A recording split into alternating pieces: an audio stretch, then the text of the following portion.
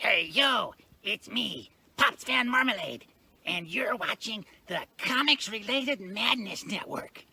Uh-huh. So come get some. CromCon. CromCon.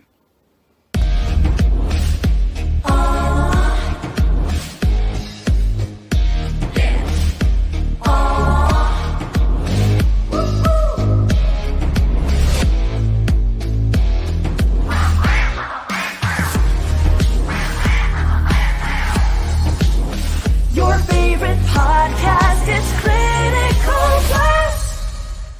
Hey, we want to shout out to our sponsors, Daytona Beach Comic Con. If you are a fan of comic books, if you're a fan of comic book conventions, and if you like meeting comic book creators and getting comics and comic-related stuff, then you need to make your plans to attend Daytona Beach Comic Con. This year's show is September 9th and 10th. Silverline will be there, so you should make your plans to be there too. We'll see you there. If you like comics and find yourself in the Orlando, Florida area, doesn't everyone come to Orlando at some point in time to see the House of Mouse? But when you're here, you need to make it a point to visit Coliseum of Comics, especially the one on East Colonial Drive. They carry Silverline comics, even a limited edition Coliseum of Comics version of our comics. So, when you go, be sure to ask for Silverline Comics and tell them we sent you.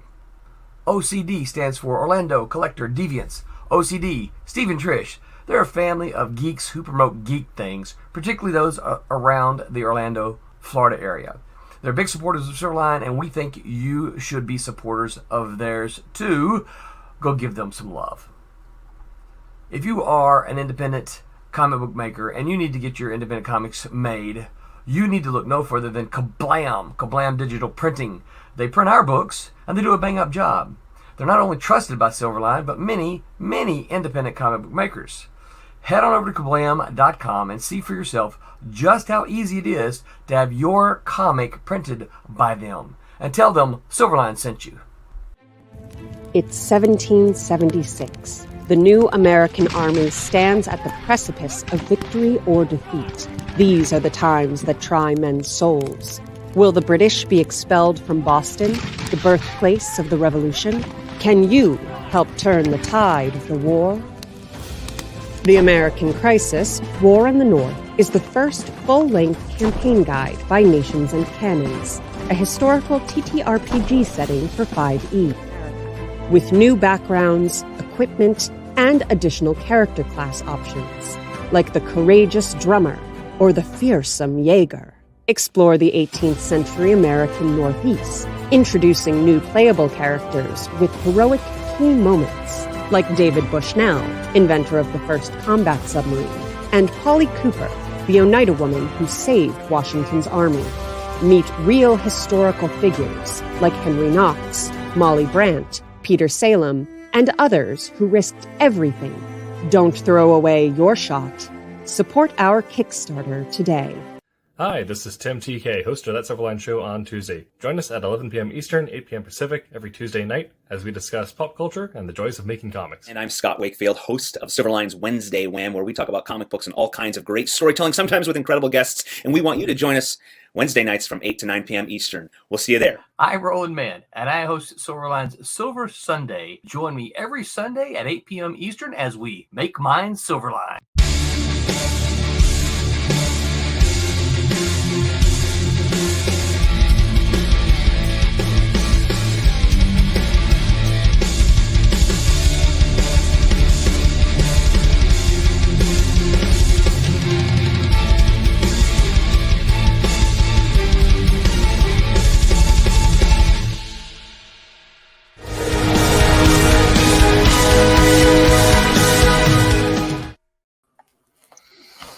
Hello, Internet. Hello, Vic. And welcome to That Silverline Show on Tuesday. I'm your host, Tim TK, joined as always by Jose Fuentes. Hello. And new co-host, David Rios. Hello. And tonight we're going to be talking about the evolution of superheroes. So discussions from changes in costume, powers, how story arcs evolve, and Possibly also talking about the change from Monster of the Week to 24 issue 2-year epics. Wow, seriously. Right? Oh, Patrick. Oh, Vic, you've been disproven. Yeah. And every little thing in between that we can think of. So, hope What we are you all talking are. about, Vic? Del Taco clearly watches us, Exactly. We need to talk to sponsor us still. right? Well, I got my Guardians collector cup, but it's not really showing up in the background, so I'll put it there for. You get Rocket. We got 2 of those, and we got Rocket and Star-Lord. Nice. Yeah. And then my daughter tried to steal my toppers, and Of course. I had to beat her down and kick her in the library or in the theater, and now Lay down the law. Yeah. That's right. Yeah. Yes. All right. Well, I guess we will start off with the obvious entry point here, which is our entry points. Obviously, the first Circle comic book was made in 18 some odd, but really comics as you know them came out of 30s and 40s, World War II. We weren't alive then, unless Jose is actually a vampire. There you go. Yeah. Shh! Don't tell nobody. But when I guess Jose and David, when did you get introduced to comics, and what was your entry point? What was it? Superheroes, or was it something else? But were you one of the few who got introduced through the romance comics? Did you say the romance comics? Yeah. No, not the romance comics, that's for sure. Well, I guess I'll start. My entry into comics was Robotech. Oh, yeah. Used to love the Robotech show. Huge fan.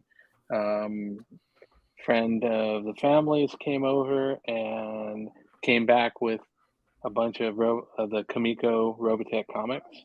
Yeah. And it's like, hey, what's this? And from there, immediately ran to the comic store and picked up what they had and started rolling there. Ended up kind of branching out within the Kamiko line, with the Mage books, the Elementals. So kind of, slowly expanded there. When I initially started, wasn't a huge fan of like the printing at the time, color printing. It was all that crosshatch, dot printing. The Kamiko books were all on these, real nice paper, real, great printing and stuff, vibrant colors. But then it took a little while, and I slowly moved into Marvel because they had great stories and stuff like that. Really got sucked into X-Men and books like that, and then made my way into DC, Batman, Superman stuff, and Dark Horse, Aliens, Predators, things like that. So kind of went around that long way on there, but that's kind of how I got into it. Okay. I found my dad's Conan magazines underneath the bed. Yes. That was literally my entrance into comics, like just in general, which also spawned like my interest in like role playing and fantasy stuff. And Oh yeah. Conan was like, I feel like if for a lot of 80s kids that was the catch-all, where this is your entry into comics, D&D, the arcade. It's got a little bit of everything. All right. Well, you got to go to the arcade? Oh yeah. I'm just glad that arcades are making a comeback. And with booze now. Listen, an arcade down here, you don't look in Florida, you don't look at it as like, oh, it's an arcade. Yes, I can go play Dragon Slayer or whatever, right? It's, oh, we're going to go play with the 55 plus people while they're playing on like the casino slot machines. Oh no. Oregon's weird. We got a lot of barcades, so all right. We're going to get a bunch of drinks that are named after like characters from Super Smash Bros. And just set up a circuit on Mortal Kombat 2, and see where that goes from there. Pop's introduced through Thor. Vic, I started with a stack of X-Men protectors and a blue beetle from my family friend, and now I'm chronically poor. Yep. Yeah, that's the hobby. Introduced comics through Hagar the Horrible. Nice. Yeah. I guess, Jose, what was the first one you started collecting? The first comic I started collecting. Man, that's a tough one. I kind of just picked stuff up here and there, Sure. not necessarily any one particular comic, but like when I seriously was like, I want to continue collecting these over and over and over again. I think it was in junior high, and this kid, we were doing testing, and this kid, it's funny, like I didn't even like him, the kind of kid, right? It's like any normal time I would never talk to him, except for like we were doing testing and we were done. I was bored, and I completely, because testing was done with a pen.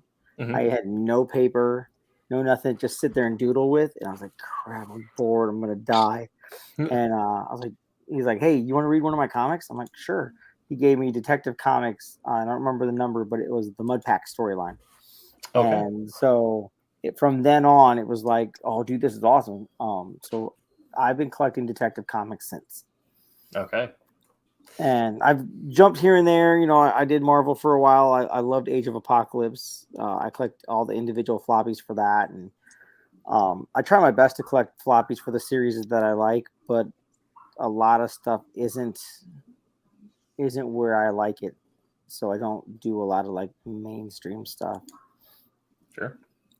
That'll ever happen. Yeah. Pops started with collecting Avengers and Avengers, and still trying to complete it. Right. Vic, last run-in started me out for collecting instead of sporadically buying random stuff. Sure. Yeah. I started out with but similar story. I found my dad's Superman and X-Men, and then from X-Men saw the in-page like insert ads for X-Force, and being a child of 90s cyber violence, immediately got drawn into X-Force, and developed an unhealthy obsession with Cable. So Nothing wrong with that. yeah, that was my entry into comics and collecting from that point, as well as my taste in heroes and pouches. Yeah, Cable is actually my best friend's favorite character. Nice. Yeah. I still need to get my X-Force minis for the Marvel tabletop game painted You are up. But, yeah. slacking, Tim. Come I on, know. tighten up. Right now I'm currently working on my Blood Bowl team. Okay. Yes.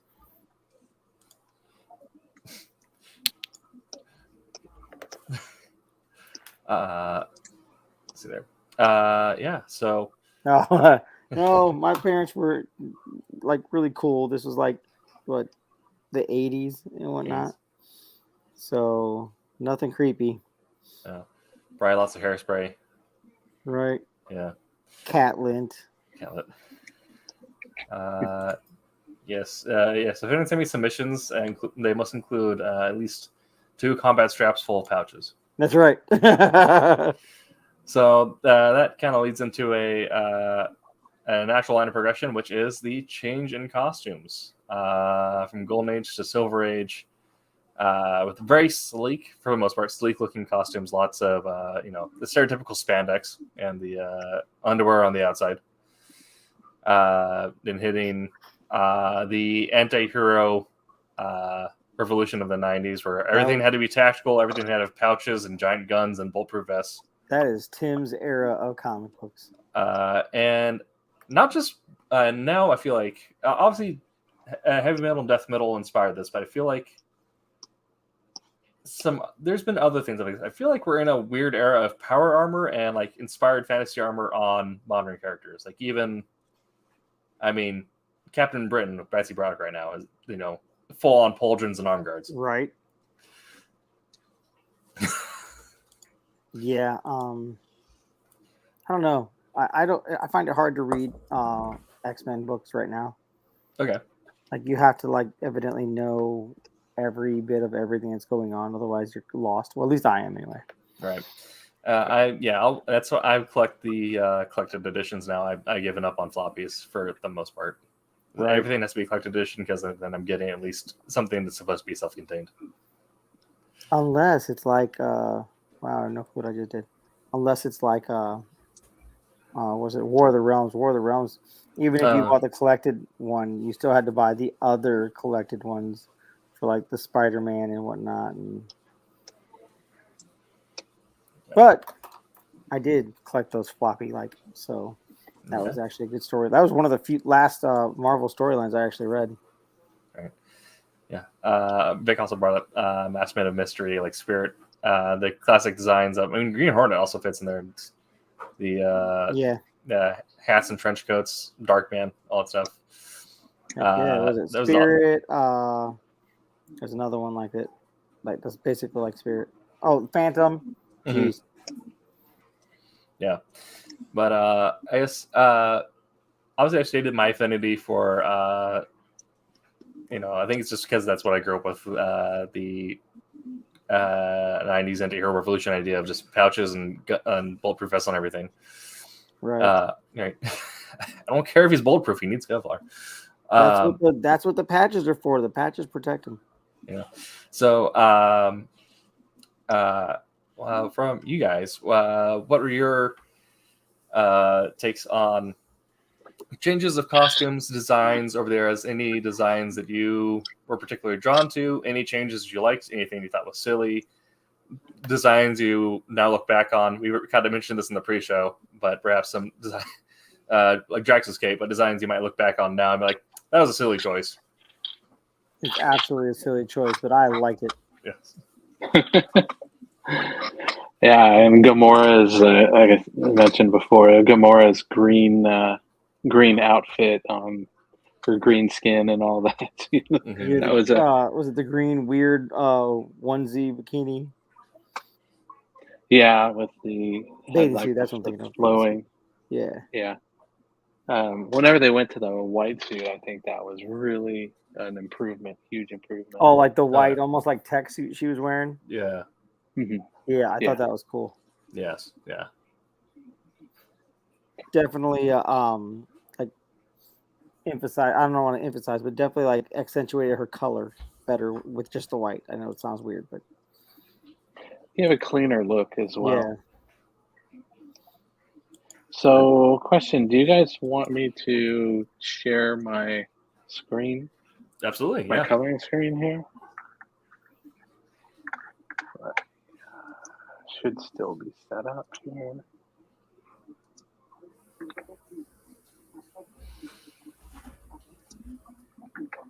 Yeah, Crimson Avenger from Detective Comics. Yes, solid.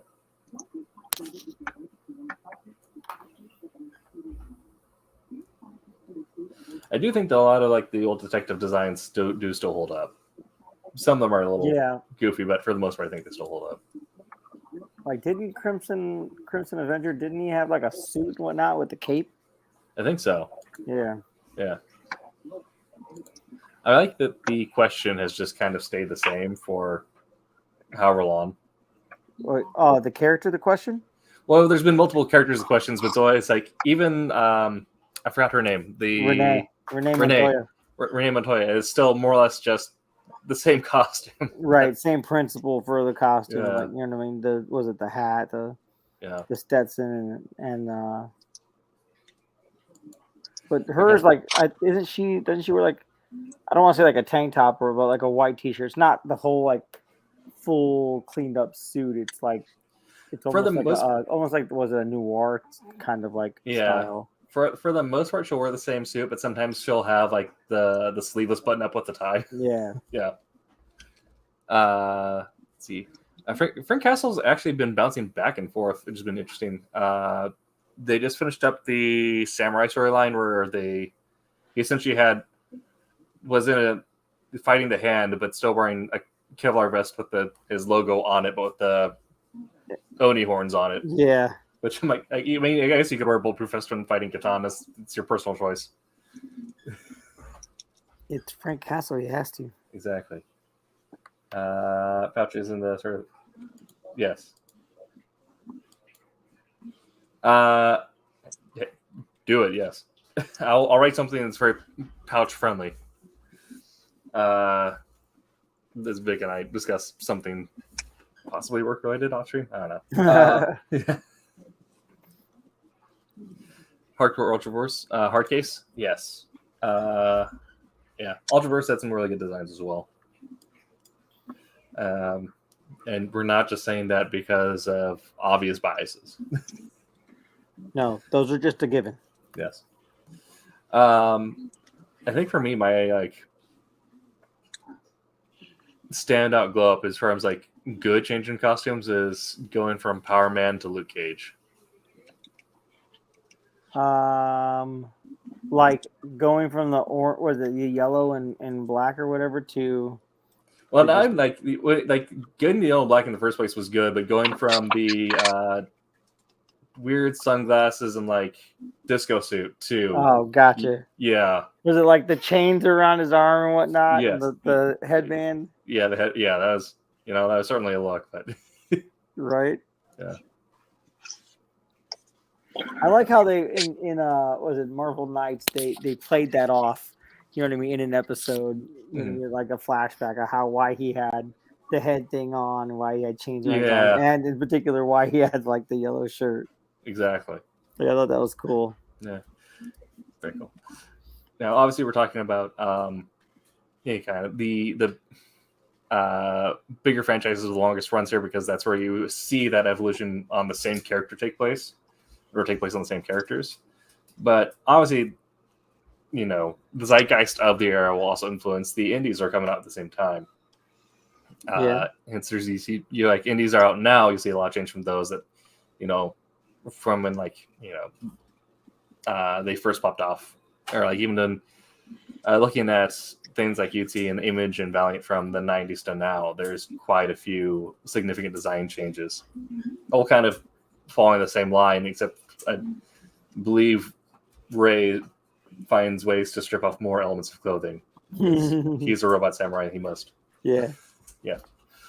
Even Spawn had a costume change. I mean, it wasn't drastic, it was just like a couple small things. I think he still has it the same style after the costume change, but Spawn had one. I remember Vibe from Justice League going through his costume change.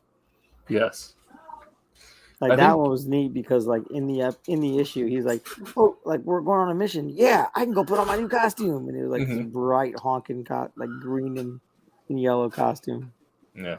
I think it's kind of something kind of interesting that has been happening with Spawn. More so, it's become more prominent recently with how they handle their team ups. Whenever they do a costume change, they'll also typically do a power change and just straight up a character change. Right. It'll still be same universe and oftentimes interact with the same old characters. But I feel like whenever they get the idea of we want to redesign, they just go flat out. All right. Brand new story, new character, new power set, same premise, and then eventually tie it back into the main Spawn timeline.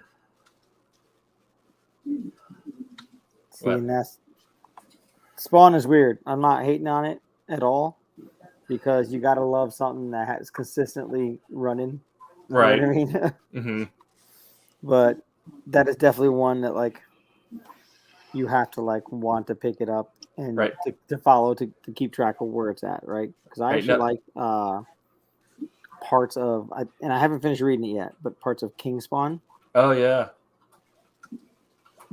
but I don't know what's going on. Right. Well, Spawn is one of those things. It's and some of these longer running franchises are kind of the same thing, where it's kind of like Scotch, in that it has proven lasting power, but I don't know if I'd recommend it as someone's starting point. Nice. Yeah. Yeah. I mean, kind of talking about what Zay mentioned, where collecting floppies is hard now because you have to have so much back knowledge. Right. What I liked when they were kind of doing that, when every so often they would do a soft reboot where they decided, when what I thought was, what Marvel should have perhaps stuck with what saved them in like the 90s was the idea of the annual reboot where you're going to run issues 1 through 12 or 1 through 24, and then we're going to cut it, new storyline with those characters. Right. I We'll like the annuals. Yeah.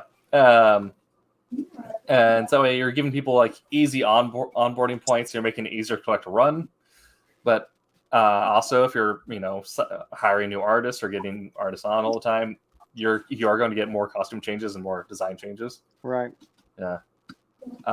So that's why I end up being like weird things where like especially a lot of the team ups or not team ups but ensemble series where you'll end up getting new issue 1 and like, wow, everyone here looks wildly different. Whereas like going from I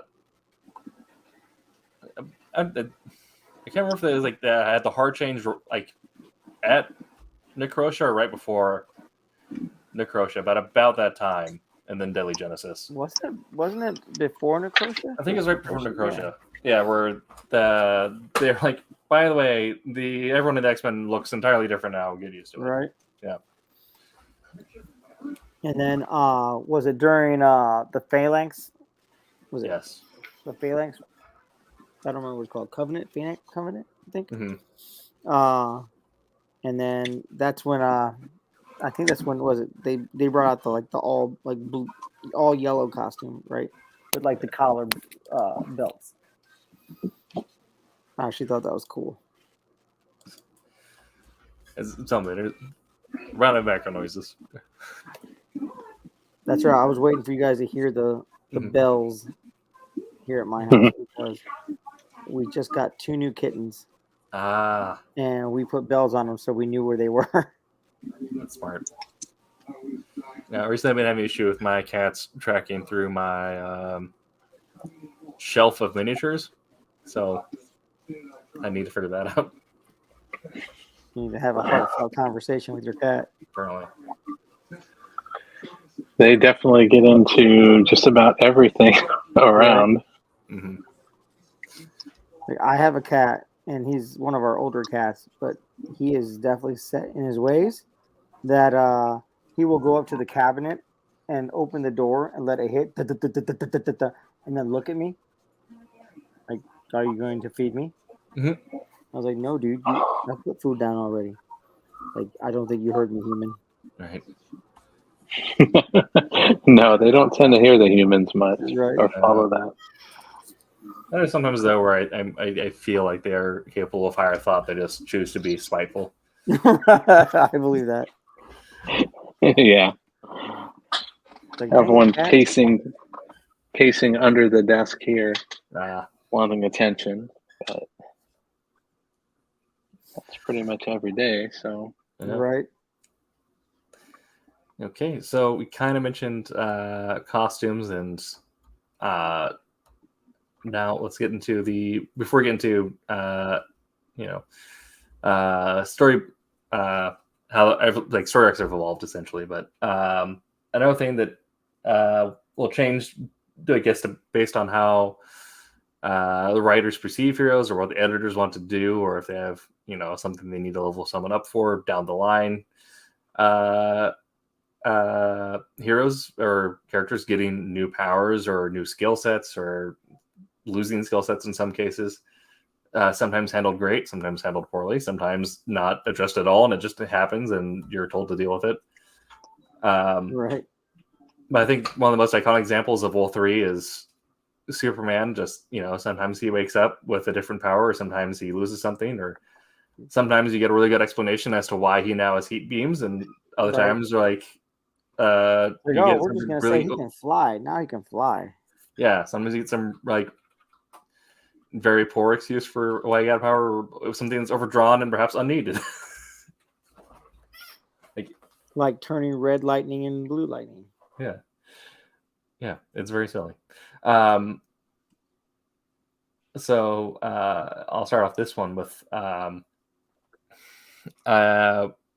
it's a more recent thing, but something that I thought was very interesting and it is cool and is purely done as like a fan service power fantasy type thing was Eddie Brock getting the power of not just like the King in symbiote, Black. but the symbiote, like the the void. He got Null's power after Null died to control the symbiote planet.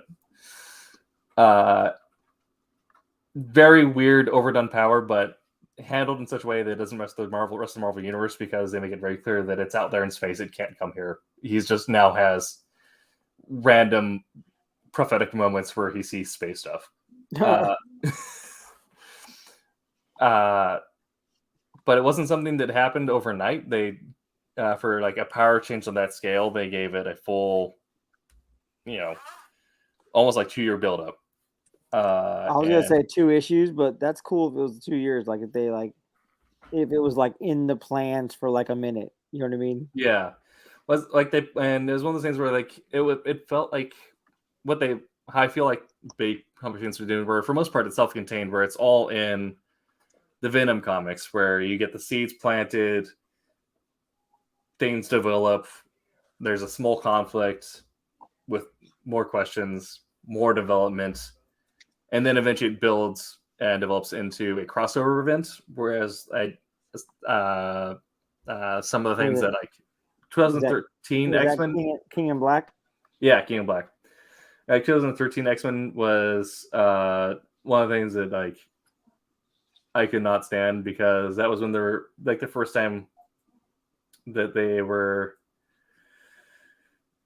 trying out the current schedule that they now are doing with their 5 different teams, but not as well as they did it now. Whereas back then they're like, no, this one, like you get issue 1 of this one, issue 3 of this one, issue 4 of this one, and issue 5 of this one, and that's the complete arc for one character. Yeah, that was an evolution that I was not a fan of, whereas I felt like Eddie Brock into Kingdom Black handled that rather well, and that you just needed to read Venom and then buy Kingdom Black and you're good. You're right. Yeah. But then there's other things that are very goofy where my brain went out on me, but I feel like Xavier's had some of the goofiest power scaling changes throughout the years, where it's just entirely dependent on the writing team at the time. Right now, now doesn't Xavier look like a grown-up version of the kid from East to West? Mm-hmm. Yeah. For anybody, one of the read East to West. One of the books that I did back when I was working for Marvel Malibu was when Xavier did the whole Onslaught thing. Yeah. I remember one of the very, very few times I ever went out and did. I went with some coworkers to a comic shop where they were coming to do a signing thing. I kind of got drafted into that, and I'm like, oh well, I have this picture of Onslaught that I did, and didn't realize then that Onslaught had not been fully released. He'd been hinted at. Nice. So I'm like, oh, okay. So didn't get in trouble or anything, but it was one of those. I think I have that. Let me see. That's another run that I actually collected. The entire run of floppies was the Onslaught storyline.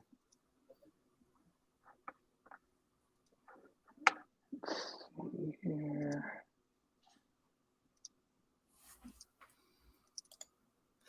Yeah, well, it's not so much that he walks; it's just that he's able to form a teleconnection connection with the nerves in his legs and tell them to move. Talking about for Eddie Brock? For Xavier. Or Xavier. Yeah. And he has to wear the cerebral helmet at all times, otherwise he dies because his brain is on Omega juice right now. Again, adult freaking child from East of West. That dude had the helmet on, and his helmet talked to him and taught him how to be evil. Yes. The symbol I liked was from that 2013 era. X-Men with Cyclops when he had the full face mask with the X over the front of it. I thought that was kind of neat. But was that when he was the bad guy? Is that when he was terrorist Cyclops? Right. Yeah. Right. Or I think it was the third time he was the bad guy. This was right after Schism. Oh yeah. Yeah. So this is the Onslaught. Yeah. It's fighting the Phoenix. Yeah, that's awesome. Yeah.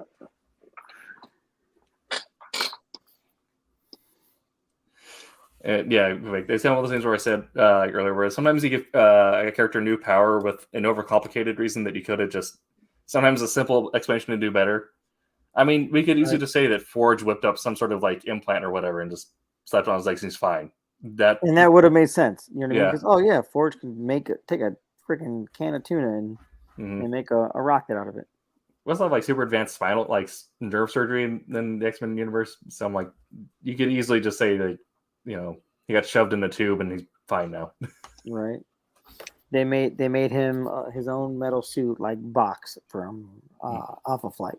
Yeah. So from you guys, Jose and David, what are some of your power evolutions, power changes, or developing or losing skill sets that you have appreciated, found goofy, or any like points in time where you thought a hero had a really good skill set that you wish they kept, or anything like that?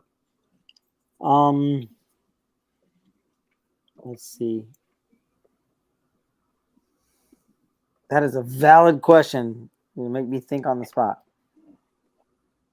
Well, one of the things that I like that they did is this is relating to X-Men was I really like what they ended up doing with Caliban, because you know my first experience in reading with him was like the times of the Mutant Massacre and stuff like that. So you're talking about when Apocalypse beefed him up. Yeah, when he beefed him up, made him he's now a hunter. Yeah. They bulked him up and all that. I think I really liked that iteration of him. So I thought that worked over well. One of the ones that I was kind of mixed on was when they redid Cannonball and made him basically an immortal and went from the really skinny kid to that. But then you had some of the things like the goggles and stuff like that. That was a little cheesy for me on that part. But I like when he had when he was with New Mutants, when he had the purple jacket, like right at the beginning of X-Force. Because every time whoever drew him, they always had like the cheesiest grin when he was flying through the air. Yeah. Like, I always thought that was cool. But I don't know. Yeah. I tried to buy you a little time to think about that. No, I appreciate it. I kind of had like I know Beast has gone through like several changes and stuff like that. I didn't like when they made him a cat. You know what I mean? I didn't like that either. I like the classic blue with like the black, like his hair kind of went back, almost Wolverine-esque, only small. But like when they made him a cat, I'm like, really? Yeah. Really? That's wow. But yeah, I like the Caliban, what they did to Caliban, because to me that led into a really good storyline with Archangel, and I liked Archangel. Where Archangel and Sabretooth fought in the snow. Yeah. Yeah. And that was a great issue. Like that's one of my favorites. Yeah. But yeah, I don't know.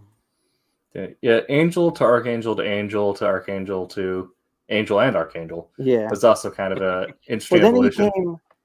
So I like Angel's one before Nightcrawler. Angel's one of my favorite X-Men, right? Like Yeah. feathered wings flying everywhere. I thought that was the coolest thing ever. And then like Mutant Massacre, and he lost his wings, and then he ended up getting the metal wings, which I thought were even cooler. Right. You get to like throw freaking metal feathers at people and like knock them out. Like that was neat. And then like just got real goofy with it, and like, oh yeah, now he's Apocalypse. He's trying to plant the Apocalypse seed and all kinds of weird stuff. Mm-hmm. Subjective Perspective Collective asks, have you all heard of The Nasty? Which I guess is the ongoing book. I have not. That's a book? Yeah. Okay. Well, unfortunately, just your answer. I gotta look it up. Sorry. Yeah. Vic says, I guess I'm not too familiar with too many public domain superheroes, but I don't know if anyone has any favorite ones of those. But I know those ones have been interesting because literally anyone can write those now. So there's a few indies that will have essentially the same hero Right. run at the same time because no one can own the rights to it.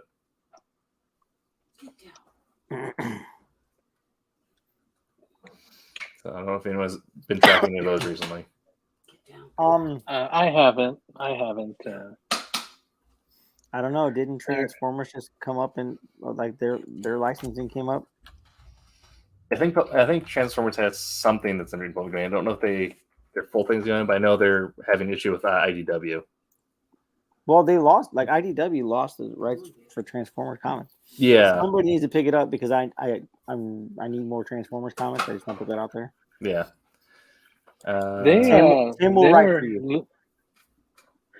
They were losing quite a few because they also lost the Star Wars High Republic stuff. Yeah. They wanted to. I believe they're trying to like narrow down their focusing, but instead of doing like full on rollbacks, that was their idea of saving money. It was just dropping the IPs they're working on.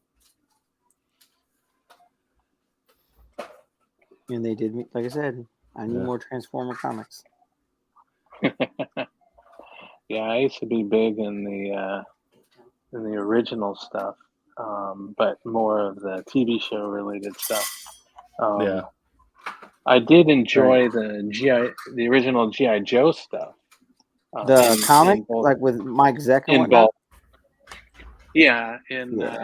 In both the comics and that. I remember this is really the big geek in me is I used to have all of the Transformers and G.I. Joe, and pretty much they all got taken from me at some point. I don't.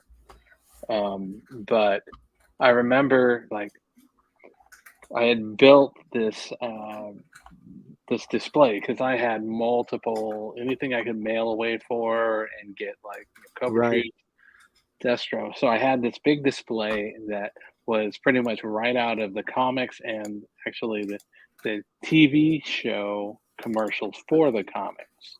So I had this big display that was the three-way battle between Cobra Commander, Serpentor, and Destro's army, his Iron Grenadiers. And I even had as much as the Hiss tank with the Baroness strapped to the top of it with Serpentor in there. But yeah, I used to love the books and a lot of those storylines and stuff. So, and the Transformers the same way. I had pretty much most of those, particularly the early ones. It's a shame that they ended up getting stolen from me. So all that what happens? Good gravy. Yeah, that's what happens when your roommate tends to leave the garage door open at night and go to bed. Yeah. But it was a fun time. It's really cool, and actually, my day job boss is a huge Transformers fan, so he's got a lot of that. So we've had some conversations, about some of the stuff, and a lot of people, familiar with Optimus Prime wasn't always Optimus Prime. He was originally Orion Pax. Yep. The cool stuff like that. And I remember getting blown away when the Transformers movie came out. Oh, wait, Transformers can die? Well, what is Right. this? Right. But it was very, very well done. Yeah, I've been trying to relive my childhood because I ended up losing I didn't have a lot of Transformers growing up just because we couldn't afford it when I was younger. But now that I'm older, I'm like, I want this one, and I want this one, and I want this one. I think I'm making up for it now. Yeah. Yeah, well, I used to do, when I would do yard work, going mow somebody's lawn and then get paid and go buy, Transformers, aerial bots, stuff like that. So, Right. Yeah, that's my family didn't have money to go buy them, so I basically started working and going buying them myself. So, but fun stuff. I was gonna completely say- feel that. Yeah. That was the grind when you're 10, mowing people's grass, shoveling their sidewalk and whatnot. Yeah. That was, I don't know who was it that you just posted up there. Well, it's subjective. Yeah. It's not quit collecting because the entire collection was stolen during a move. Yeah, that's the thing. I moved from one house to another, and that's when everything disappeared. All of the G.I. Joe Transformers. And it was kind of funny because, like, the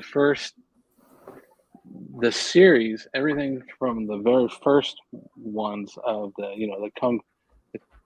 swivel arm, or without the swivel arm battle grip and all that stuff, is I had something like all of the figures from the first 10 series, except for one. And the one that I was missing was the what is it?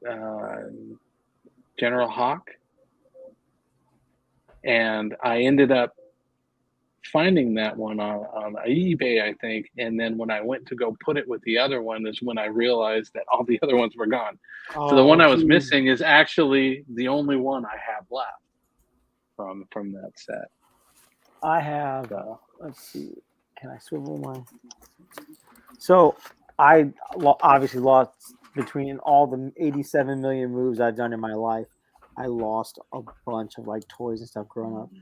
My friend Jay, we went to a convention and we were talking before. My favorite, I know everyone likes, like Snake Eyes and stuff like that. My favorite G.I. Joe is Tunnel Rat, right? So my friend went out and bought me Tunnel Rat. Nice. Yeah. Nice. So that's constantly hanging up over here just because, that's friendship. When your friend knows, yep, he likes this guy, I'm just gonna hook him up. Okay. Yeah, yep.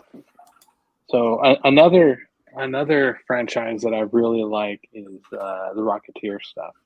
Dave Stevens stuff is fantastic, and I really liked when they did the movie that they followed that very closely.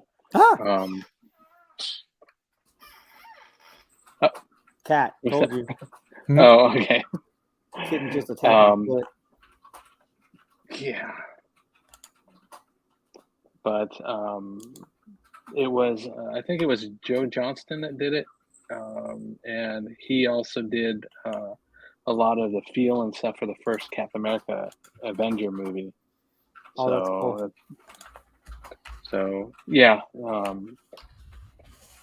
really enjoyed that. Sorry.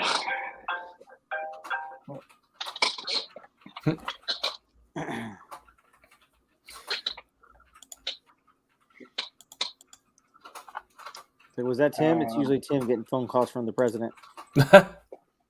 No, that's just a reminder. I didn't realize it was still going, so sorry. I apologize for that. No, you're good. Yeah. Okay. Well, yeah.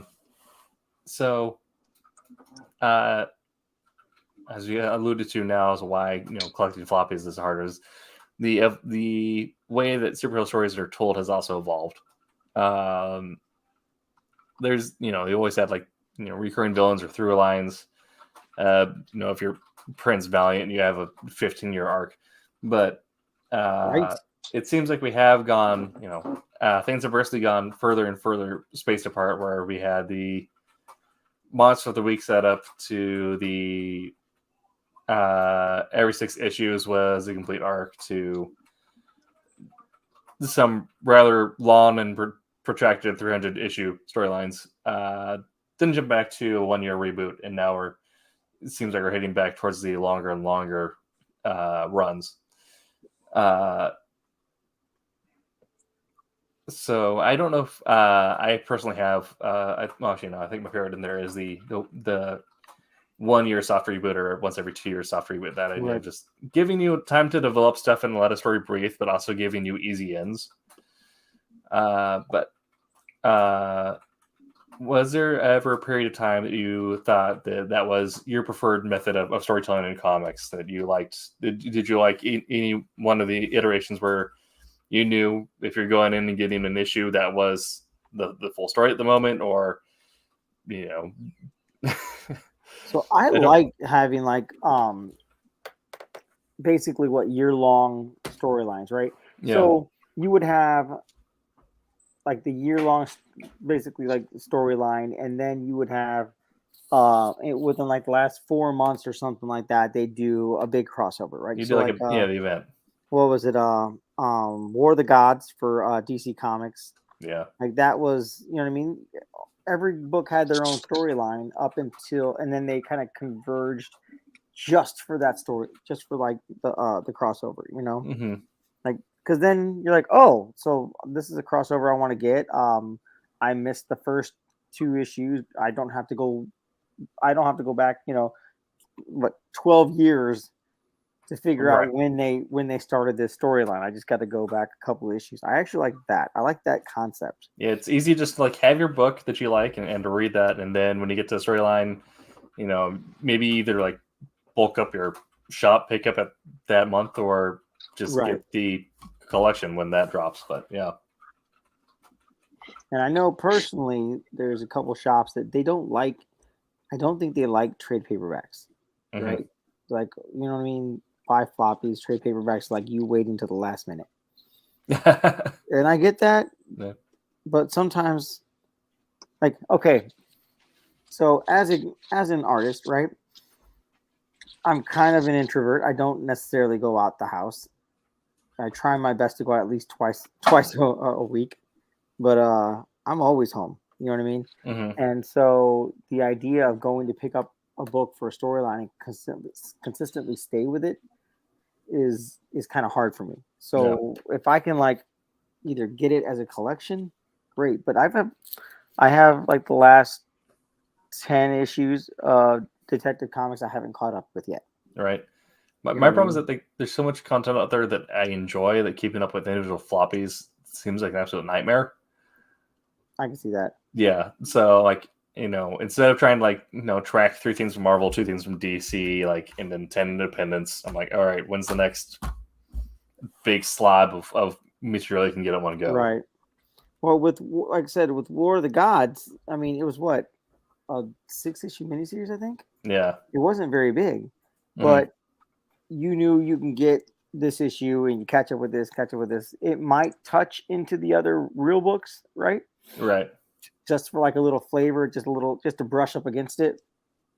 But with War of the Realms for Marvel, you kind of have to track everything. Yeah, you have to get the Avengers, and then you have to get Spider-Man and whatever it is where he was working with other like people like the elves and whatnot. You know what I mean? If you want to collect the Spider-Man story, which is they're all cool. Yeah, and I pretty much have them.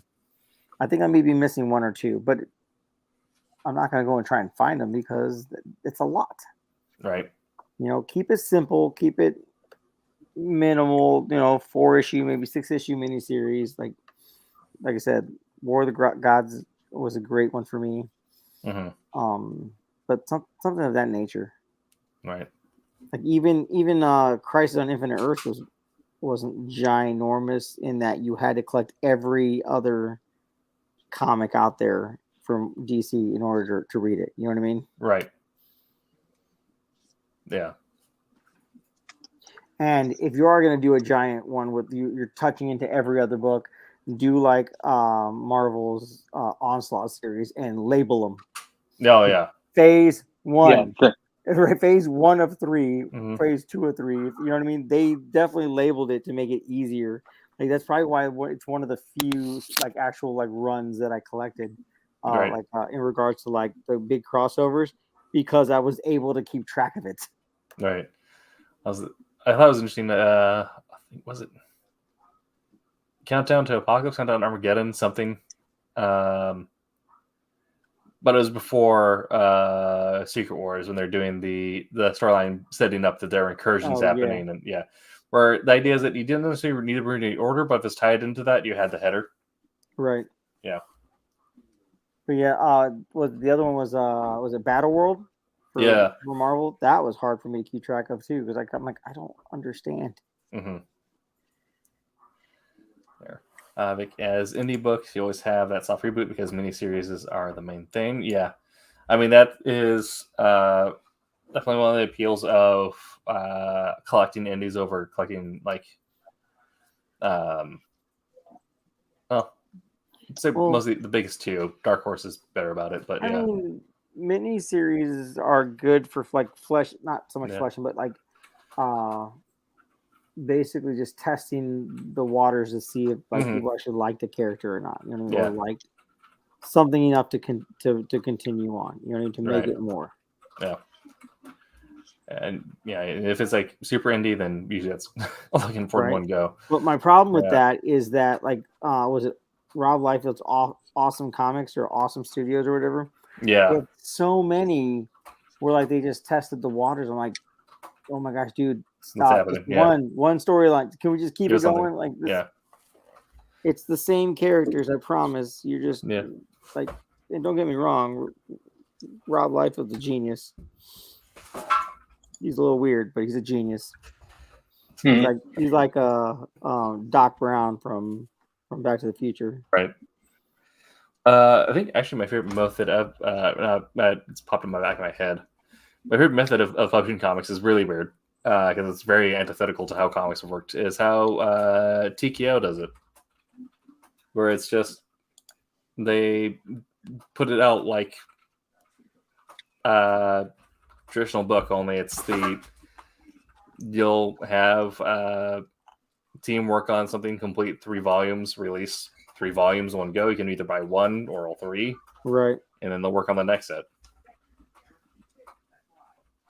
which is not how comics have historically worked. But if you are just looking to go and pick up a complete book and head out, it's it. Yeah. I mean, that works for them, right? Yeah. I mean, they're doing pretty well. Yeah. I feel oversaturated with Marvel movies. I feel like we're oversaturated with franchises in general. I mean, I'll watch Marvel movies because they're fun and but Tim recommends going to watch Guardians of the Galaxy 3. So I do. I think it's the best of the current phase of Marvel movies. I agree. Yeah. Wholeheartedly. I cried. It made a grown boxing man cry. So there's that. But I mean, I thought Renfield, like, it's a flawed movie, sure, but I thought it was a kind of a breath of fresh air because it's like, this is a nice one and done. I don't need this to be part 1 to 15. Right. Don't spoil that one. I haven't seen it yet. That's on my list. That's good. Like, I'm excited for that one because it looks so dumb and so funny. Oh, it's 100% camp in the best way. That's fantastic. Yeah. Yeah. I appreciate that. It's Nick Cage embracing full camp, and he's not in too many of the ads. That's not the first time he was a vampire. It's not, no. But he's not in too many of the ads, but Ben Schwartz is also in it. So Ben Schwartz opposite Nick Cage and like slapstick comedy is Which fantastic. Ben Schwartz? That's that dude from Parks and Rec, right? Yes, yeah, the money, Yeah. please. Yeah. Oh my gosh. That dude is. Let's see. I'm not quite sure how he got a job in Hollywood, even though you can tell how he got a job in Hollywood. He just talked his way into it, literally. That Mhm. guy can keep talking forever Oh yeah. and just babble and ramble, but that's like half the appeal for like watching his characters in almost everything I've seen him in. Yeah. Like, now to kind of get into the, I guess, meat and potatoes of why we're talking about evolution. Now, obviously, art is reflective of the current zeitgeist, and it can be done well, it can be done poorly. Things will naturally change because people change, times change, and all that. Reason why comics now are not the same way that they were in the 90s, 80s, 50s, 60s, and vice versa. But with where we exist as independents, we kind of have a little more grace, I feel like, making those evolution changes because, kind of the next point, usually we end up working more so in miniseries or series that are by definition finite. You don't have the contract stating that Batman must go on for this. Right. Yeah.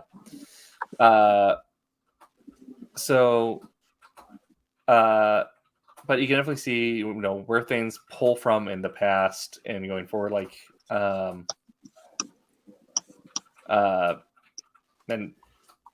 my brain is now farting out of me. You can see where things have taken inspiration from in the past and gone forward and changed for Earth. Like, curse words now would not exist if we didn't have the weird ripped wizard phase that happened in the 80s. Right. Yeah. And the pull away from the comic code. Yes. And a bunch of other stuff. So, from your perspectives, what are your thoughts on, do you like sort of the freedom that indies have to, change more willingly, or do you think that there is, if you're running something that is super long, there's that inherent issue of changing to keep up with new artists that are entering the field? Because I definitely think that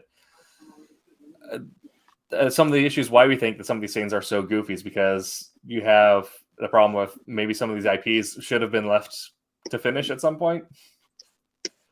So I want to grab your thoughts on that. I'm talking about the comic curse words, not the act of cursing. Just for Okay. Yeah. So you're talking about the comic curse words? Yeah, well, the comic I mentioned, curse words, is like you can definitely tell that the team that worked on that pulled inspirations from like Frazetta art and like the size of panel vans and. So, but do you think that having issues that run for so long makes it harder for them to? Having series that run for so long, it makes it more difficult for them to change and adapt as new arts come on. That's why you end up getting, moments where people fall off because like, oh, this doesn't feel like my Batman anymore. I felt the same way about Deadpool personally. Yeah. Deadpool was funny when he first came out and whatnot, but the movies and whatnot, and like I said, the removal of like the comic code and stuff like that allowed for more profane take on Deadpool, which I don't like personally. Okay. But I think if you do like as independent creators, I know a lot of other books that they write like they speak, I guess, as opposed to writing. You know what I mean? I don't know. I feel you got to compensate personally because I don't like the idea that my kids might pick up a book that has like people are dropping F-bombs and crap like that in it, right? But I don't think that whether it's a miniseries or not is going to change or makes it difficult or easier to incorporate that because that's been incorporated into mainstay comics anyway. You know what I mean? Into like Marvel and whatnot, like the longer characters. Like was it? There's that issue of Batman Black, whatever, when Batman was like at the end, he was like de-suiting himself, and like they had to like omit part of it because the dude drew the bat dong. I mean, that's an established character. Right. I know they sent it through like a mature line, but Right.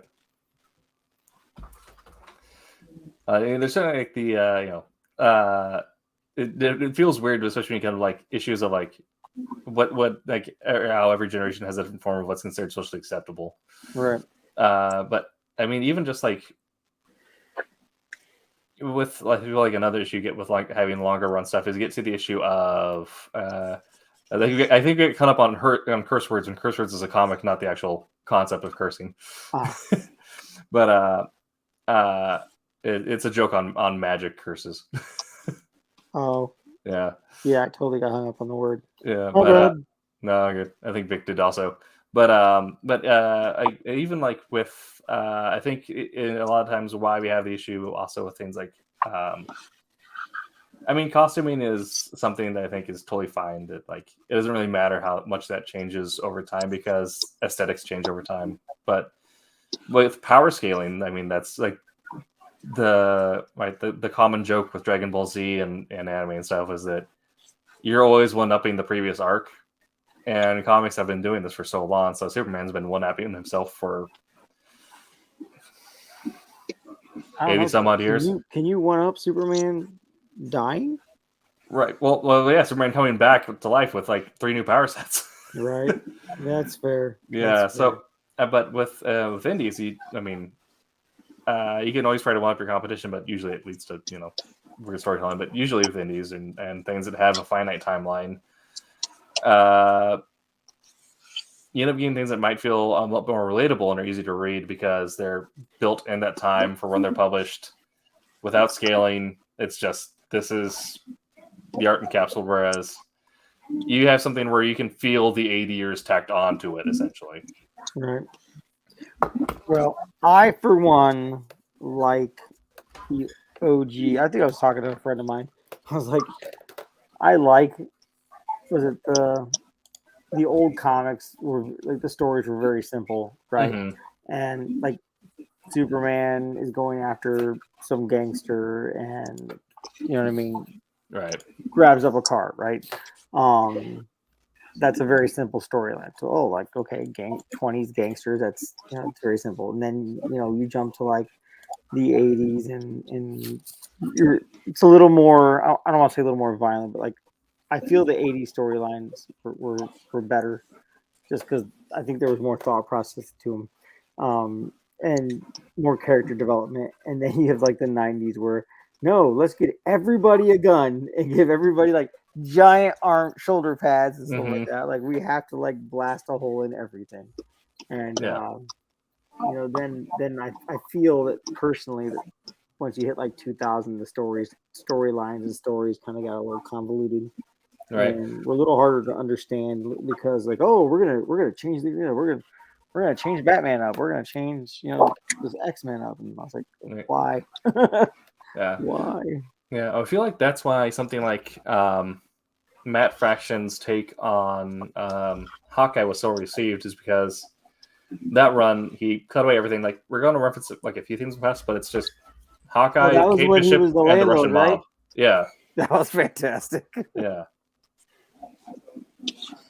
Yeah, I mean, the moment where he drank a full pot of coffee and then just signed to get into the car, but right. that's all right. But yeah, the kind of strip away everything is like, here's the simple story of Hawkeye, Kate Bishop, the Russian mob, and Lady Death. You don't need much else than that. What was the mobsters called? Right, there was we all wore the same like running suits or whatever. The tracksuit. Tracksuit mobster. Yeah.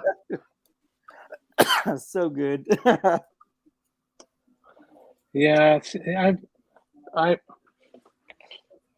I really like kind of the two spectrums. One of the things that I really liked about the Maid stuff was the small simple story here's a self-contained thing. You have the view of somebody who, you don't know what's going on, but the guy doesn't know what's going on. Kevin Matchstick doesn't know. His life is now just upended and all this. So, and it takes you on a magical voyage, and what it takes to be an unwitting superhero. But then, kind of what Jose had touched on is, once you started getting into, the big stories, the Dark Knight Returns, the Killing Jokes, those you really started getting into a lot of the deeper nitty grit. So I kind of flip back and forth. I like my, flamboyant, fun little stories here, but then I also like the in depth, things like the Frank Miller run on Daredevil, and it's just that was thought provoking, whereas the other one was just kind of more fun. Right. It gave a lot of depth, and a lot of things changed. You had a lot of the stuff. I remember sitting, in the movie theater with the Tim Burton Batmans with my dad, and his experience was the Adam West, Right. 60s campy ones, and it's just like, no, Batman's not like you remember anymore. He is dark on a level, and everything's dark. So, kind of going through that time and the books and the storylines, everything was, in depth. So I totally agree with what Jose's saying about that time frame and how they had a lot of great stories going on at that time. Yeah, I think there's a place for both, and both can be done well or poorly. Where my favorite comic is Tokyo Ghost, which is Great. Sean Gordon Murphy. Yeah, which That's is a great story. Yeah, it's a 12-issue run, and it's all contained in that. I was gonna say it did have its floppies, but it's just that's it. You don't need anything else but that run. Yeah, and it's all self-contained, and there's moments where like it has that moment where like it kind of leaves you wanting more, because you want more world building, all that stuff. It does a good job. But on the opposite end, I absolutely loved the 3 to 5 years building up the Vulcan taking over the Kree Empire. Not Kree Empire. That's can't remember the birds. Shi'ar. The Shi'ar. Yeah. 3 or 4 years of Vulcan taking over the Shi'ar and then going to war with the Immortals. Yeah, he went to war with the Inhumans. That was during War of the Kings. War of the Kings, yeah, which is built up in Deadly Genesis, which is set up in all this other stuff. But I don't think that, it takes a certain team to put that together. Right. I think there's kind of no matter where you look at great artwork too. Yeah. So I think that having both the classic style like Monster League setup as well as the more modern idea of the epic, I feel like both can be done well or poorly. So I agree with you guys there. And so going forward, in indies, I feel like outside of partly due to just the nature of how indies handle their houses compared to the big two, outside of like things like Image and a few others, haven't really had a chance yet to do great wide-spanning epics outside of TKO, Vault, and Image to some extent. Well, What was it? Valiant. Didn't Valiant have a huge crossover that like Where they had a huge thing with and was it Ray or and Ray, Ninjak, and yeah. Bloodshot and Hope all came together in one thing, and then I can't remember the name of the comedy duo they have, which actually I need to read more of. Quantum and Woody, right? Yes, Quantum and Woody. Quantum and Woody, great book. Yeah, I need to read more of them. But yeah, they're kind of. I feel like they kind of because that was still. Well, I guess that wasn't more recent, but yeah. Do you think that going forward we are going to see more independent creators fall in that same evolution of creating longer stretching stories, or do you think that with digital technology perhaps also alleviating some of the strain of no longer having to physically ink a page every time as much as Jose rages against the sky? I love inking Yes. traditionally. I can't even tell you how much I love inking in traditionally. Yeah, Like I haven't even used my inks, but they're still sitting on my desk, ready, calling to me, please, please add me to some paper. But do you think going forward we're going to see indies fall in that same evolution of stretching out stories and creating longer stretching narratives, or do you think indies will stick in the shorter self-contained area due to I think that a lot of indie creators are all they all have ADHD, so I don't think that I would resemble be that the remark. case. I know you do. That's why I'm comfortable saying it. Yeah. But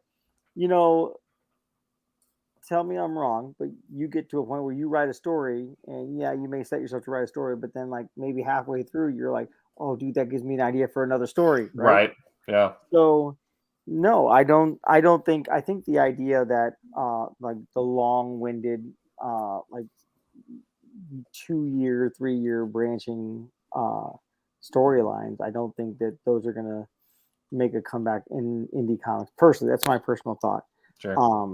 Because of that, because indie creators want to get as many things as they can out, and I kind of hope that they do, in at least not so much one storyline spread across 3 years, but definitely keep a consistent ongoing series. You know what I mean? Ongoing series are great. Like with Todd McFarlane's on issue 1 million or whatever of Spawn. So yeah, you know what I mean? It's not all the same storyline, but it's what I mean. The premise is the same, and it's a bunch of obviously a bunch of storylines, but people can jump in when they want. I like storylines that are short, especially if it's a crossover storyline. Oh yeah. If Silverline, I know we have Silverline team ups, right?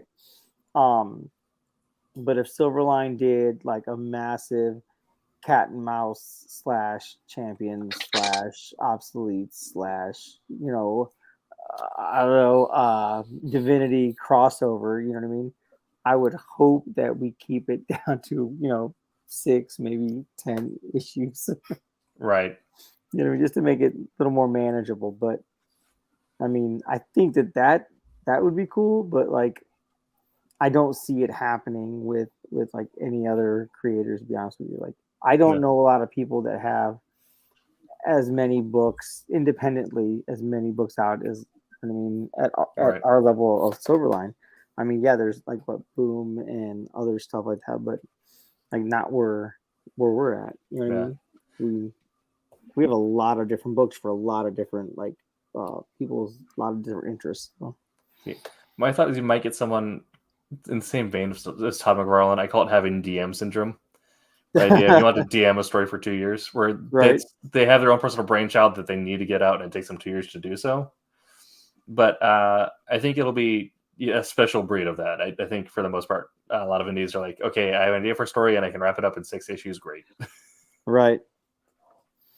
And then think about it. If you're crowdfunding that, you know what I mean? That's you're asking people to keep putting in on. I mean, you do the same thing when you go to a comic shop and buy from the big companies, but you're asking people to back your book or what, you know what I mean? Yeah. That doesn't necessarily come out all at once, but I mean, you're saying please, right? Right. So So maybe they will, but I think the days for like long crossovers might be heading out the window. Right. But I could be wrong. I hope I'm wrong. Because I loved Crisis on Infinite Earths. You know what I mean? Wasn't a big fan of Hyper Time.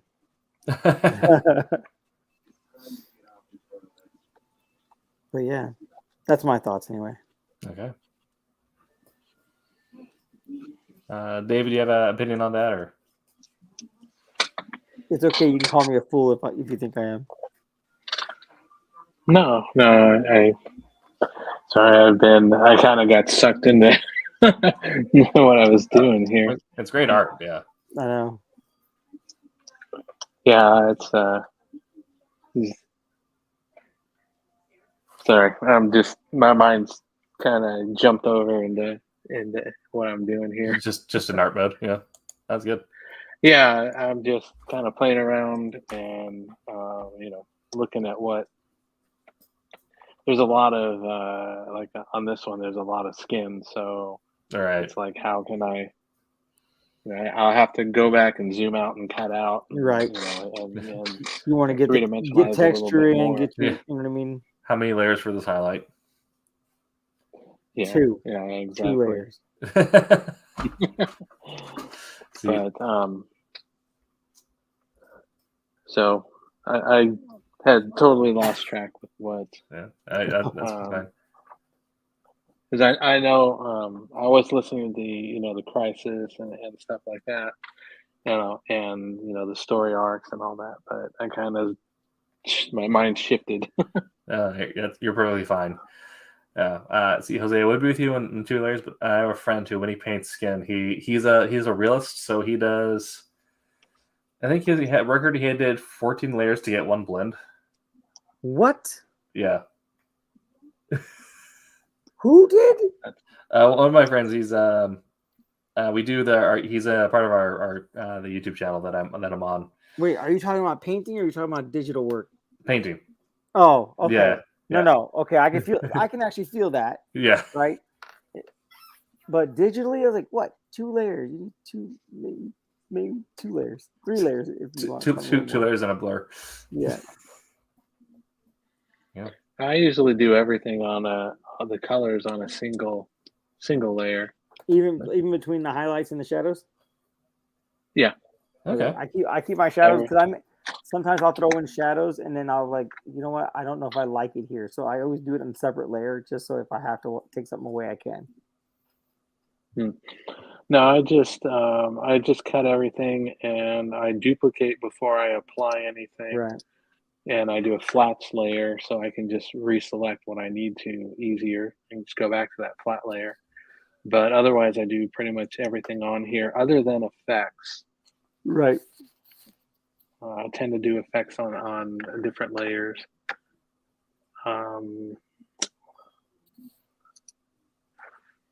Like here, this is the one I was showing you before, Jose. But yeah. But yeah, the line art effects and things I tend to do on separate layers, but pretty much everything else all goes on this colors panel. Oh, I was just about to say, are you lettering it too? But it was already lettered, right? No, it was lettered. Yeah, okay. This is what it originally. Let me take this out here, and this was originally all flat like this. So I cut out a lot of this. You told me that you colored over the zip over the halftones.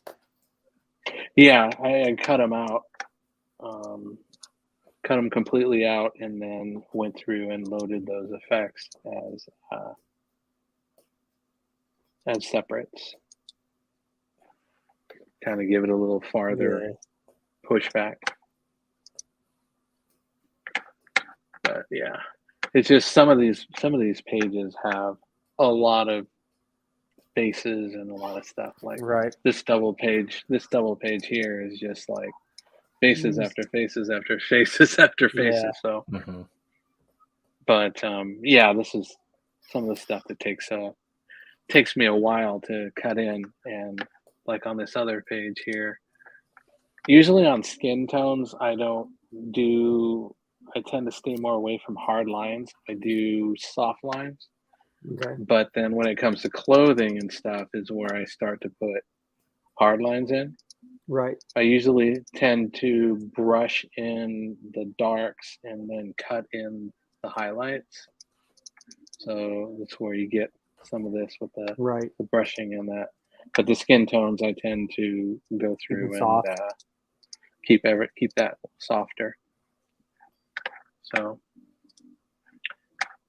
but you know, like I said, you got to get the foundation, and then you can go back and cut in. Like I can already see now what I'll end up doing is in this section back here is I'll end up darkening it to kind of push it back and try and make his hand stand out a little bit Right. more. Separate Layer it out. Yeah. Yeah. And same thing, I kind of darkened in here around his leg to bring the his tail out a little bit more. But I'll probably end up going even more and tone out some of the highlights in the back to kind of push that leg back a little bit more. But yeah, this is all the stuff that's going through my head right now. So, but please continue. Well, we're actually coming up on our end mark here, but we were just talking about if we think that anyone in the independent scene might end up following the same evolution of creating expanded epics, not necessarily to the same extent as larger franchises have, because that has the whole weird thing of having company-owned IP as opposed to creator-owned IP, but idea of someone I called it Dungeon Master Syndrome, where some person might want to take 2 years to tell an extended story or something, and force the readers to be their players. But did you have any thoughts on? Do you think, for the most part, independents will stick to the smaller run idea, or do you think anyone will try to follow in Todd McFarlane's footsteps or do their own thing and create an extended storyline? Well, I think it depends on the level of the independent. I mean, we when we start getting into, you have your Marvel, DC, then you've got your, kind of next level down, your Dark Horse and stuff like that. That level I think could stand to, go into a little bit longer, not nearly as big as the large companies, Marvel and DC, because they've got resources, they've got books, they've got people that they can throw at it.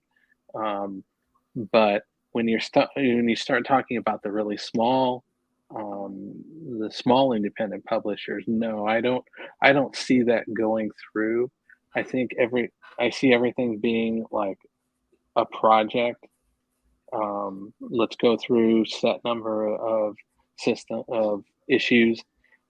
We'll tailor it, to keep that attention on, shorter runs, and based off the popularity, we will come out with a second volume, or something like that. Yeah. I think that's still the way things are going to go. You do have Image, and McFarlane does kind of fall into that same kind of grouping as the as the Dark Horse and the larger volume. So that's why we're seeing that the McFarlane stuff has been really good, and we saw a lot of high runs with like the Savage Dragons, stuff like that. But for the smaller companies, I think a lot of it is a question on how it's a daily grind. It's how do they keep a certain amount of the market, and for them to sit there and say, well, I'm going to keep this story going, at least we're going to plan out and map out the next 50 issues, and we'll slowly pace the story to go along with that. I just don't think that's feasible. Yeah. Will they reach 50 issues, through various things? They can absolutely do that. It's all a big push on, the creators and their Mhm. drive and all that. It's just a matter of, mapping it out and going that way. They can, I see them possibly, kind of storyboarding, where can this go? Right. But I think it's still a lot more focused on, shorter runs, and let's give people a feeling of a conclusion. And, we want them to, maybe want the next thing. Maybe they bring in, a new batch of characters, Right. that are adding to it, but, a different storyline and change of pace and stuff like that. So. Absolutely. Yeah.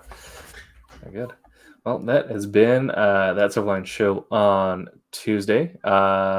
Since this is your first show with us, David, feel free to stick around after we hit our credits, because usually we hang out after we go off the air. But thank you all for watching and chatting along. Sid, I see you already head out, so have a good night. Or actually, no, it's Vic. My bad. But yeah. Let's see there. Let me pull up our schedule to see what we have scheduled for next week. They sent the calendar to my Ron email, so I always have to log into a separate Chrome in order to pull it up. All right. Yeah, next week is going to be the business of comics, potentially with Roland on. Start talking about the publishing editorial side of things. Oh. Yeah. So. All right. Sounds good. Yeah, so we'll be on then. Be sure to check out Wednesday Wham and Silver Sunday, 8 p.m. Eastern on those respective days. They're cool. Not as cool as us. All right. We'll be back next week. So until that time, Make mine Silverline if I can see it. Make mine Silverline. Okay. There you go. See? Thanks. Yes, very good.